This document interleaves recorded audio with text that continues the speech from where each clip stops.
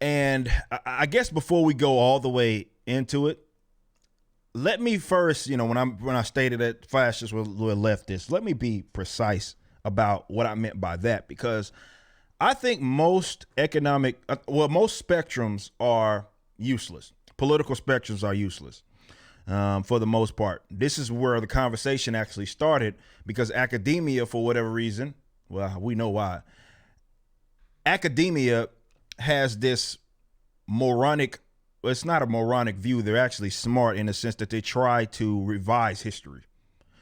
And because they have generally been associated with leftism, they don't want to be associated with leftism. So they've kind of built these political spectrums that place communism on the opposite side of fascism. That's ahistorical. That is ahistorical. And I'm going to go through some things that for the most part are not my opinion. But I do believe that when I say leftism, for example, I'm speaking more so on the economic spectrum, right? And that's really the only legitimate spectrum, is if it is economic, because social views, for example, when it comes to something like libertarianism, are irrelevant, right? Because it has nothing to do with your personal social views and everything to do with, for example, private property rights, which is why you can have some hardcore Christian guy that can also be a libertarian while also having this like hardcore atheist be a libertarian as well. Both of those can exist right alongside each other. I'm just using that as an example. So for the most part, it is completely useless to utilize a spectrum that isn't, for the most part, economic, if you are to use one.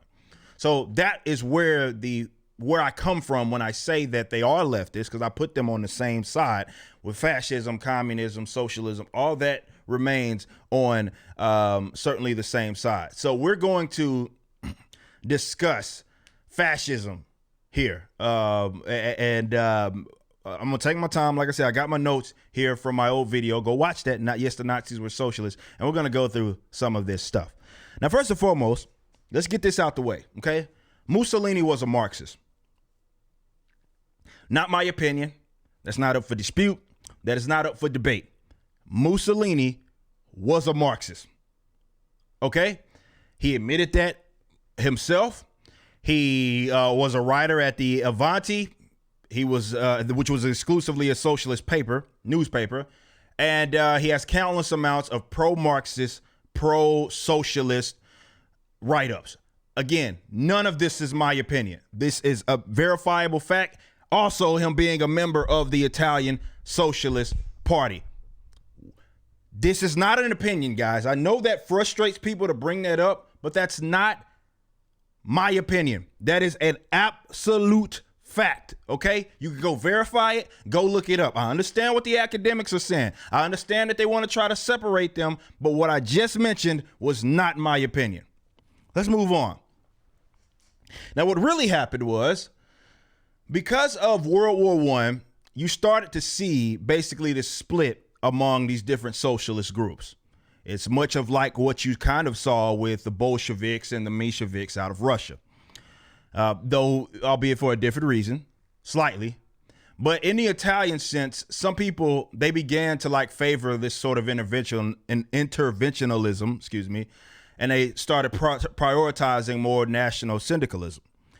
And that's why in 1914, which is kind of the year when a lot of this was conceptualized, you started to see the term fascist, which is Fasces, thrown around, as well as fascio. That's when those terms kind of began to float around a lot. And those people that were calling themselves that were not like wings that were created to be in opposition to socialists. Okay? They were wings of socialists. It's more so the way that I believe that you should look at it. They just differed from some of the other socialist groups, which is not something that is unique to Italian history. But in 1914, the Fasci Diazzoni Revolutionary Internationalists, that was when it was founded.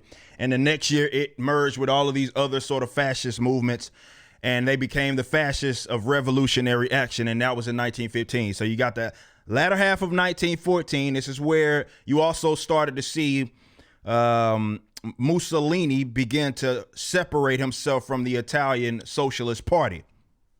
Right? So by the 1915, that's when you had this new one. At no point did that new party of those revolutionaries in 1915, at no point did they denounce at no point did they announce socialism. Never did they do that. That paper that they had, which was called the People of Italy, it has "He who has iron bread" on the newspaper that they would put out. It's also where they put out their doctrine and whatnot. And that is a direct quote from Louis Blanqui, who was a French socialist. So when they did become in 1915, I guess which is the prerequisite, if you will, of the eventual fascist party of Italy, they never denounced socialism. Never did that happen. They never denounced it. They embraced it. So to say that fascism was created, which is often what a lot of these guys say, and it's ahistorical, to say that fascism was created in response to leftism is blatantly false. It's simply not true. It's not rooted in any sort of history. That is not what happened. Now, what happened is that Mussolini, he began to reject Marxism in the form that the more Marxian form of socialism. He then would even in some of the doctrine of fascism, which we're going to talk about a little more in a little bit, he would use those terms and those more utopian socialistic terms interchangeably.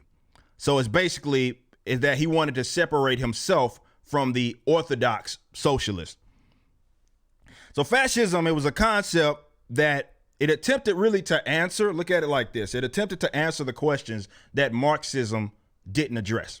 Not being in opposition to socialism, it more so tried to address those sort of. This is why he conflated Marxism with utopian socialism and other forms of socialism that he considered more so a utopianism. He was never, and his movement was never, his party was never a pro-individualist movement. And there was no point of Mussolini's political growth, if you will. At no point was he pro-individualist. None. That never happened. That never happened. That never happened. That was never a thing. He had no point, which was what would have had to happen if he was being created. Let's say if the fascism, this concept was created in opposition to socialism, he would have had to been an absurdly absolute individualist in order for him to be the direct opposite of them. That's not what happened. At no point did he embrace individualism as a philosophy going forward. That never happened. Again, not my opinion. This isn't up for debate. This isn't up for dispute. This is an objective fact. Now, if anything, the more precise way, I guess, to put fascism is that it is an evolution of socialism. And much of this is really admitted by themselves in the doctrine of fascism, which is by Mussolini, albeit it was ghostwritten by Giovanni Gentile, or Gentile, however you want to say it. Now, there's a section in the doctrine of fascism, which all of you can go read right now, titled Political and Social Doctrine, Evolution from Socialism. Now, socialism was all Mussolini, and he admitted in that doctrine of fascism. Now, that was all that he knew. He knew nothing else aside from socialism, especially during, again, his political growth. And fascism was more so just their brand of socialism that they wanted to exist as their own doctrine. Now, again, keep in mind, that's all he knew. That's all Mussolini ever knew was socialism. He just felt that as a doctrine, I believe the year that he used was 1919. As a doctrine, he felt that the more orthodox utopian forms of socialism were dead because of what more so they never addressed. Okay?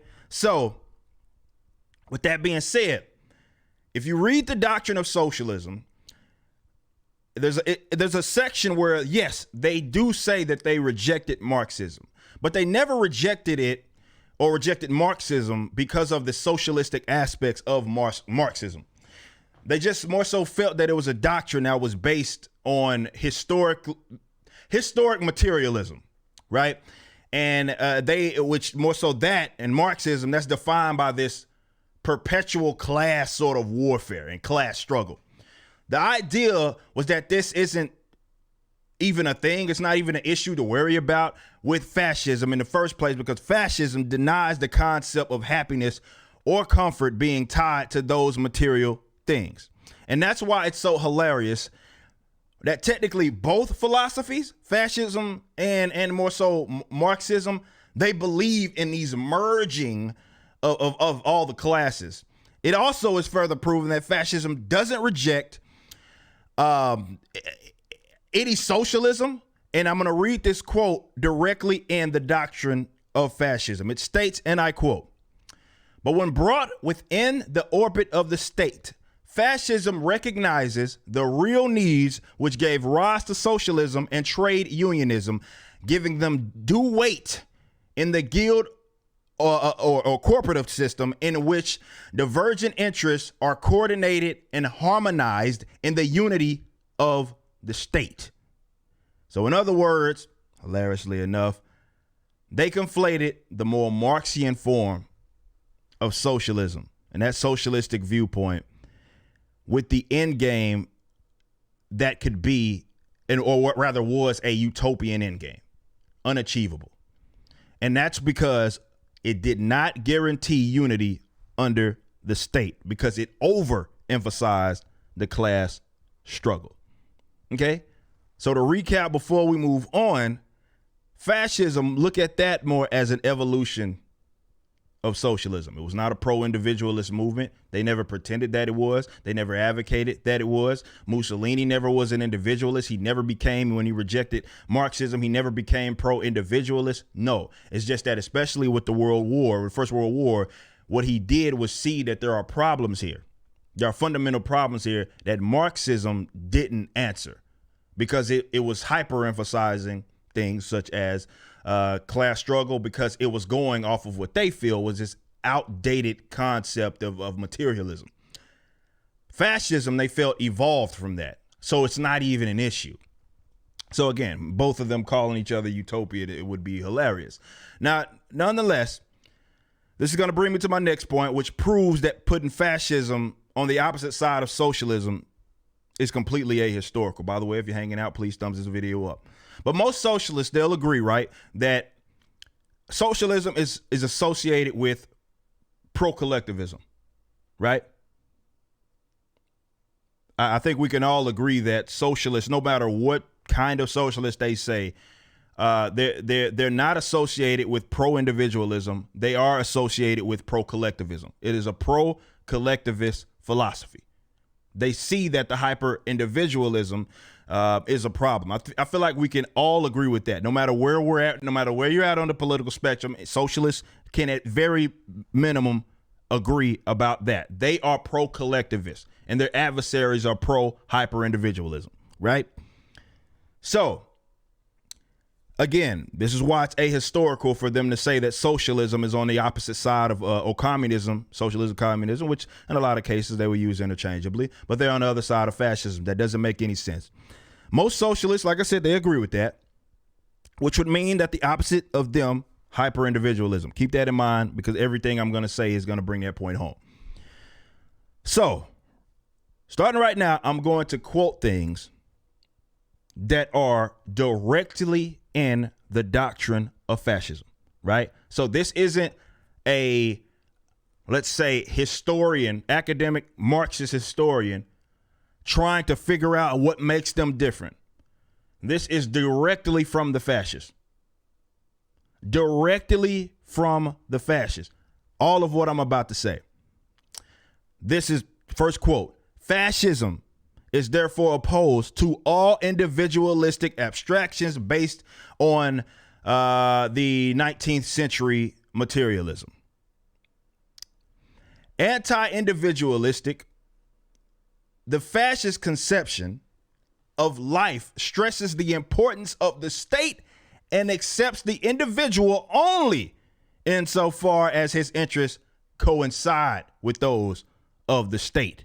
Again, I'm reading this verbatim. I'm not taking quotes out of context.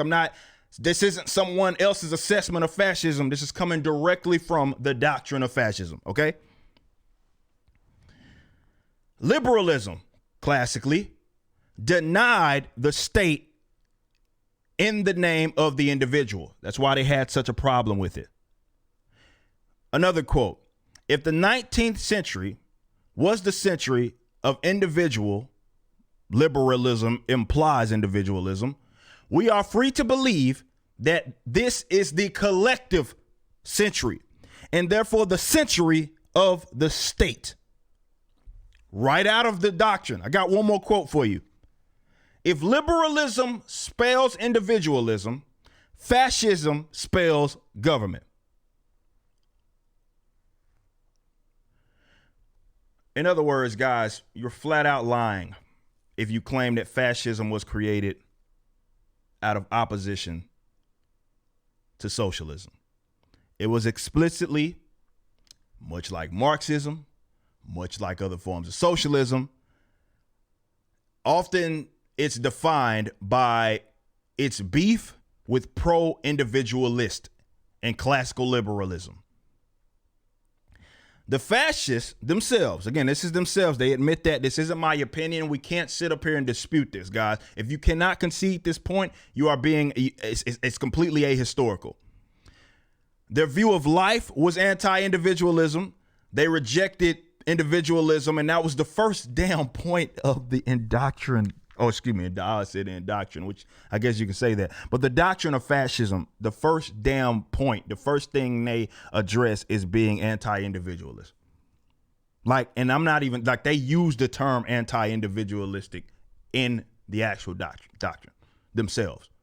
They were a pro-collectivist movement, or doctrine rather. And the reason being is because they felt as if they felt that the hyper individualism rejected the state. So you had to therefore reject the individual or individualism, that self-determination, all of that. You had to reject that because that was a problem because it conflicted with the state. It was not that they were pro-individualist. They were never that. Fascists, the socialists that were just honest enough to realize that they needed the state. That's all. They didn't try to skirt around that. They were just like, yeah, we need the state to bring about this sort of society where that takes into consideration the nation and all of this, all of that had to happen, and you had to reject the individual in order to do that. Again, this isn't my opinion, but there is one last thing that I want to mention. Socialists, they often mention, for example, with Hitler or these other groups that killed other socialists, like their regimes, when they rose to power, where there was a conflict of power. They often mention that, they killed socialists. So why would they do that in the event that they were actually socialists? Why would they do that? Again, an ahistorical point, because unless you are to say that the Russian communist Lenin, which these guys call themselves Marxist Leninists, which, okay, if you're going to be honest with yourself, you would have to admit that in itself, they are communists, they are socialists, right? You'd have to admit that. During the Russian Civil War, there was an anti-Bolshevik left. And there was a lot of them, by the way, where they were socialists, they were pro-socialist groups, they were pro-workers groups that were in opposition to the Bolshevik left. They were leftists, but they were just in opposition. I mean, we know what the Mensheviks and the Bolsheviks, we know that split was a thing. But I'm saying they were literally at war with each other. Whether you look at the Green Armies, whether you look at what was that socialist was that Revolution Party, or I can't even remember, the SR Party, or whatever the name of it was, where they were literally battling it out with other socialists. This happened in the Livni Uprising and the Tambov Rebellion. Like, we're talking hundreds of thousands of people being killed throughout these rebellions that were explicitly anti-Bolshevik leftists beefing with the Bolsheviks, right? So you had socialists on socialist crime. But also, I think, and I'm going to end with this note, at least for this particular segment, there's a lot of people who, because what they want to do, and this is my honest belief, this the part is that's my opinion right here, and that I believe that academics wanted to, and historians and pro-socialist advocates, they want to separate themselves from the body counts, right? This is why they get to say anytime someone extends their positions to the logical conclusion, become an absolute communistic state, though they follow Marxists, they call themselves Marxists, they act like Marxists, and it ends up with a tall ass body count, right? Just piles of bodies that it leaves behind, whether it be the USSR, whether it be China, Mao's China, whether it be Pol Pot's Cambodia, right? You're talking, I believe, with Pol Pot's Cambodia, he killed like a quarter of his entire population, right? They didn't rise by way of oh, we're this pro-individualist movement. No, there's no pro-individualist equivalent to what happened in the USSR, what happened with Mao's China. There is none. It doesn't exist. All of these guys rise in the name of protecting the workers, caring about the common people, all of that. But to say that it's synonymous with statelessness, I think is my biggest problem here, because they want to absolve themselves of all of that. So when it let's say becomes a state like a communist state, well, it's not real communism. It's not real socialism. Again, because it equaled high body counts. But it's ahistorical when you consider the fact that socialism has never been synonymous with statelessness. Never has that been the case. Just as long as you can find these sort of godfatherly anarchist stateless movements, stateless socialists, which I'd argue are oxymoronic in terms, but that's neither here nor there.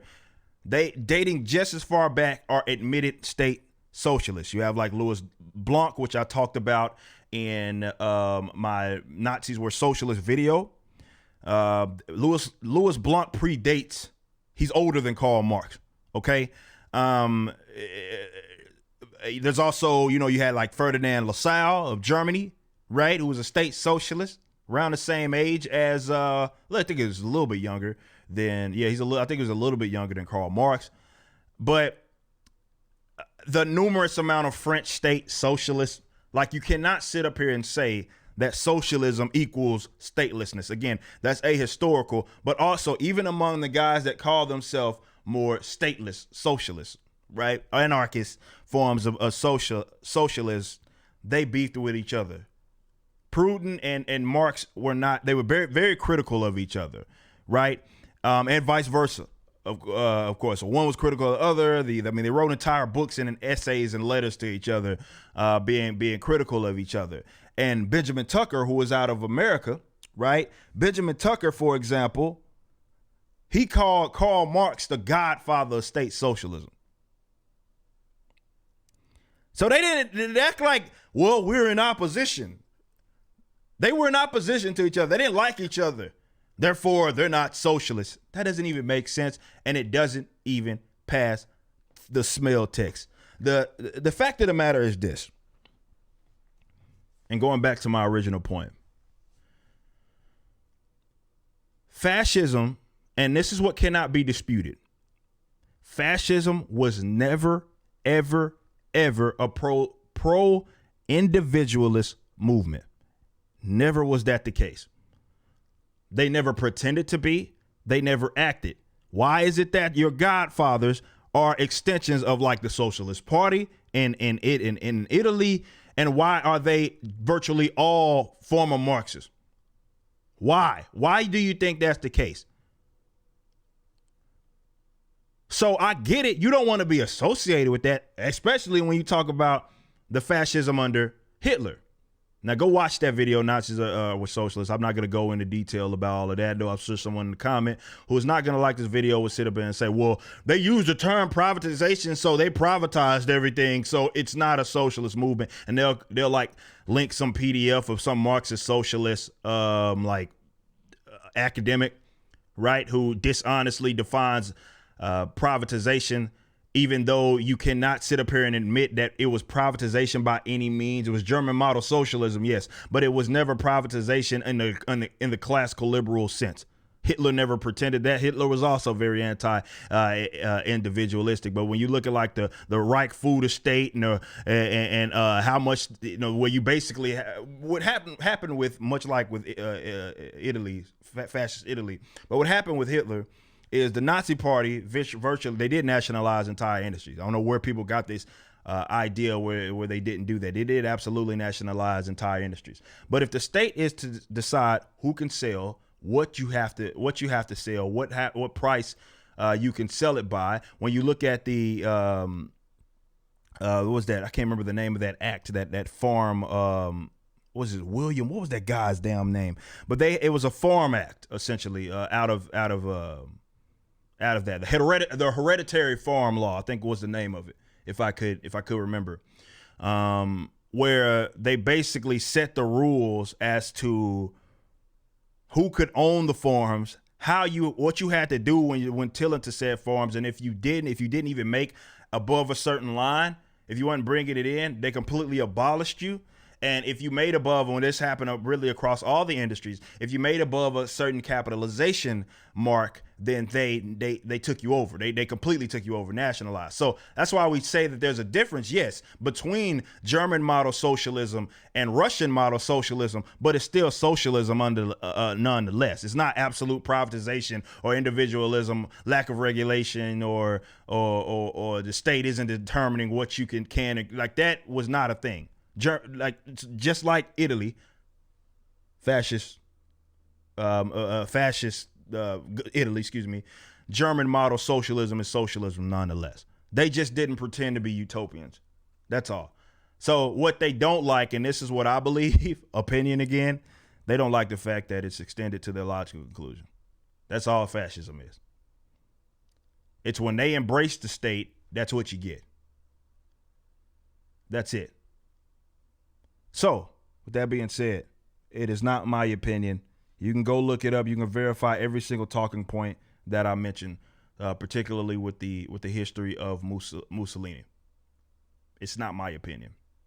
So to sit up here and say, oh, well, we're to the opposite of fascists because we the groups that we call the right wing, they're fascists and we don't like them. So why would they be economic leftists like us? Well, it doesn't change the fact, hell, Richard Spencer, who y'all love to talk about punching in his face, loves socialism, admitted that he likes socialism. Also voted for Joe Biden, by the way, but he admitted that. I have a video you can go look at in a way specific. Like, I don't know why people are so against socialism. I have no problem with socialism. They just don't want to concede the fact that they are very similar to the people that they claim to hate. You're looking at yourself in the mirror, crackheads.